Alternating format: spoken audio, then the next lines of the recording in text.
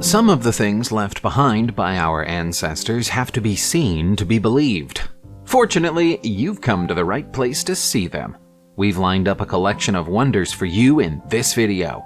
It's full of amazing archaeological finds taken from all over the world. We do show and tell on this channel, so we're not just going to show you the discoveries, we'll tell you their fascinating stories too. Thanks to the work of historians and archaeologists, we know quite a lot about most of the great civilizations of ancient Europe. There are exceptions though, and the Etruscan race is the biggest of them. Despite having countless examples of it, we've never been able to fully translate their written language. We also often struggle to understand the artifacts they left behind. As you can see here, with the liver of Piacenza. The artifact, which is 2,200 years old, is a map of the stars and other celestial objects as seen by the Etruscans on Earth. For reasons we can't even guess at, they decided to create this star map on a sculpture of a sheep's liver. We know that the Etruscans sometimes used animal entrails in their elaborate fortune-telling rituals, but did they also find a use for them in astronomy? If so, what could that use possibly have been? The artifact has been a mystery ever since it was found in 1877. Perhaps there's a full explanation of it in their written records somewhere, if only we could read them. Sure, you've heard of Stonehenge in England, but have you ever heard of Woodhenge in Illinois, USA? If you haven't before, you have now. This is a recreation of the original site of Woodhenge. New wooden posts have been inserted into ancient holes in this field in Collinsville, making it look exactly the same as when it was brand new in the 8th century. There's more to the site than the wooden posts, though. This is actually a fully functional henge clock. The poles are strategically positioned to align with the sun at specific times of the year, thus allowing Native Americans to identify and celebrate equinoxes and solstices over 1,000 years ago. It's a primitive way of marking the time, but it's just as accurate now as it was back then. Strangely, only a few of the posts appear to align with the sun in any meaningful way. The rest have been placed there without a clear purpose. Either the Native Americans who lived here identified phases of the sun and the seasons that we are unaware of, or they added the additional poles purely for decoration. The history of many of the ancient monuments in Peru is a mystery. Many people think that the majority of the country's best-known structures were created by the Inca, but evidence suggests that the Inca inherited many of them from an even older civilization, one which we know nothing about whatsoever. Here's an invention we can definitely credit the Inca with, though: the stone depressions of Moray in Urubamba. For years, archaeologists wondered what the purpose of these stepped circular depressions could have been. Now, experts think they're a complicated series of agricultural experiments. The giveaway is the soil on each layer of the depressions. Very little of it is native to the area. Instead, it's been imported from other parts of the former Inca Empire. Because of the increasing depth of the depressions, the temperature at the top is very different to the temperature at the bottom, with each step matching the temperature of another location within the empire. Through trial and error at Moray, the Inca could predict which types of crop would grow in which parts of their empire and make plans accordingly. It's a fantastically advanced system considering that it was created 500 years ago. The part of the world we know today as Eastern Turkey has gone by many other names in the distant past. If you could travel back in time 2,800 years, you'd find it referred to as the Kingdom of Urartu. Very little is known about the history of this ancient kingdom, but archaeologists had a breakthrough in September 2015 when they found this collection of Pithos burial chambers in the city of Van. This was once the capital of the Urartian kingdom and remained so until Urartu fell around 2,600 years ago. The city's status probably means that these Pithos tombs were the kingdom's largest burial grounds. In form and function, the tombs are enormous ceramic jars buried in the ground, with only their lids still visible at surface level. The burials seem to have taken place within the grounds of Urartu Castle, the walls of which were discovered earlier in the same year. That raises the prospect that the people buried here were members of Urartian high society. There's so much we still need to discover about this civilization, but we're getting there a piece at a time. Let's go back to talking about the Incas now, because we have something truly incredible to show you. The Inca have a mixed record when it comes to science and technology. They never mastered the wheel, but what they could do, though, is make just about anything out of fiber. They made their ships out of fiber, and they made this entire suspension bridge out of grass. Amazingly, every inch of the bridge was woven by hand. It was once one of many in former Incan territories, but now it's the last of its kind.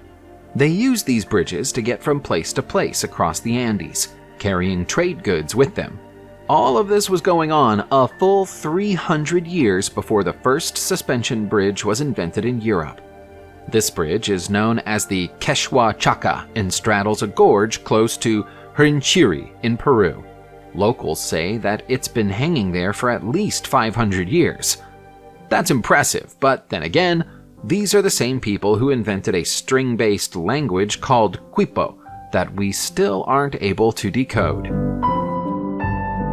You'll find the Carnac stones standing in perfect lines in a field in Carnac, France. The big question about them is who put them there and why? People have been asking that question for hundreds of years, and we're still no closer to an answer than we were 1,000 years ago. There are almost 4,000 stones in the fields, and they are thought to have been there for more than 6,000 years. They stretch over a distance of more than a mile, but are always equally spaced apart. They don't line up with the sun for the solstice or equinox, and nor are they arranged in line with the stars. Local legends say that the stones are the remains of a Roman army that was turned to stone by the great wizard Merlin. It's a fantastic story, but it's not the truth. The tale of Merlin and the Roman soldiers has roots in paganism, but when Christianity came to France, the story was changed. Now it was said that the stones are pagans who were turned to stone as they tried to run away from Pope Cornelius. That isn't true either. Regrettably, we might have to accept that we'll never know why our ancient ancestors did this. Are these stones the largest coins in the world? Well, we've certainly never seen any bigger. They're known as rye stones, and for hundreds of years, they were accepted as legal tender on the Micronesian island of Yap. As most of the stones weigh more than 4 tons, it's hard to see how this system could have been convenient for anyone. Stranger still is the fact that the rye stones aren't native to Yap. They're carved from limestone, and there's no source of natural limestone on the island. Local folklore says that the first rye stones were brought to the island during the 15th century by a trader known as Anagumang, who'd either acquired or created them in Palau and then moved across to Yap on his boat. Having convinced the locals that the stones were extremely valuable, he used them to pay for food and accommodation for the rest of his life. There are limestone deposits on Palau, so it isn't impossible for the story to be true. But the question of how one man could have loaded so many heavy stones on a boat and then made it to Yap without sinking remains unsolved. High above Lake Titicaca in Copacabana, Bolivia, is an ancient astronomical observatory called Horca Dalinca. It's one of the very few pre-Columbian monuments in the area that wasn't destroyed by the Spanish as they swept through Bolivia in the 16th century. Having decided that the observatory was in too remote a place to make it worth destroying, they mislabeled it. The name Horca Dalinca translates as Gallows of the Inca, because in the eyes of the Spanish, the structure looks like a gallows. Not only were they wrong about that, but they were also wrong about it being of Inca origin. The observatory is actually a 14th century invention of the native Chiripa culture. It was one of 7 such buildings that were positioned in a way that helped their builders to observe the movements of the moon, sun, and stars in the sky. Unfortunately, the marauding Spaniards destroyed the other 6. Horca Dalinca still works for its originally intended purpose, though. When the sun shines through a nearby rock structure on the day of the summer solstice, it hits the Horca's crossbeam dead on. Let's move up the Americas and go to Mexico, where we find Tsinsudzan. Aside from having a charming name that translates into English as home of the hummingbirds, this was once the capital of the Tarascan state on the shores of Lake Pátzcuaro. From here, the Purapeca grew and challenged the Aztecs before succumbing to the same Spanish invaders who routed their neighbors. When they disappeared, they left behind no written records, but they did leave behind these 5 structures known as yacata.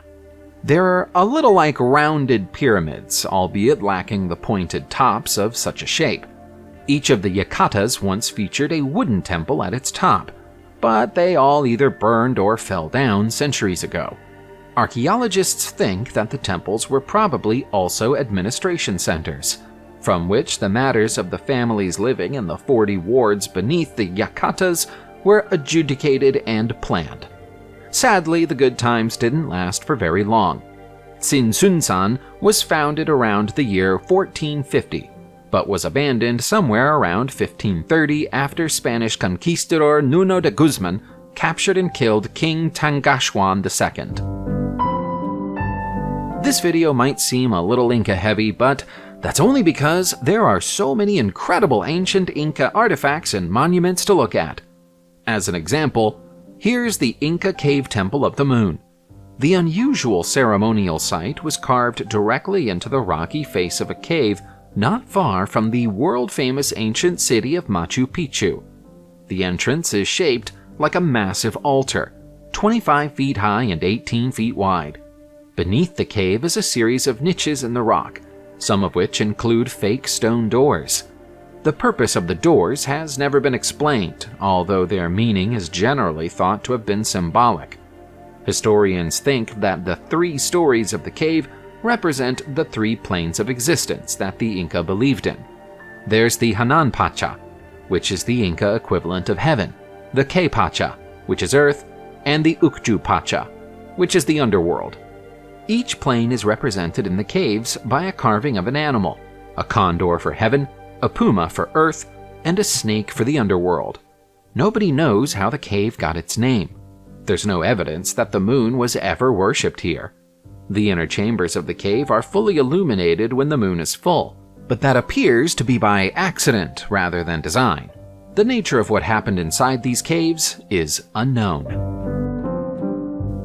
Transfer your attention to Cusco, the former Inca capital in Peru, and you'll find Kenko. This rock-cut complex is an even more impressive architectural accomplishment than the Cave Temple of the Moon. Kenko is actually a cluster of several rock-cut huaca structures, including Kenko Grande and Kenko Chico. Dating stone monuments is never easy for scientists, but they think the bulk of the work was most likely done during the reign of Pachacuti Inca Yupanqui in the 15th century. He was the ruler who turned Cusco into the Inca Empire, and the creation of Kenko might have been an expression of his strength and influence. The site also comes with a plaza, and in that plaza is an impressive imperial Cusco wall with 19 niches carved into it. It's been speculated, but not proven, that each of the niches was a seat for one of the empire's social elite. Alternatively, ancestral mummies might have been positioned here during ceremonies. Inca tradition holds that the very first members of their race emerged from the caves, so caves became important focal points for ritual activities. Again, though, the nature of those rituals is a secret that's been lost to time. There's one kind of graffiti that appears more often than any other kind, all over the world, and that's drawings of male genitalia. From bus stops to school desks, you'll find phallic images scrawled across everything everywhere you go. This bawdy habit isn't new. In fact, it's a habit as old as humanity itself. We know it was already commonplace by the time of the ancient Romans because they left carvings of genitalia all over Hadrian's Wall in England. The 73-mile-long wall was built in the early 2nd century.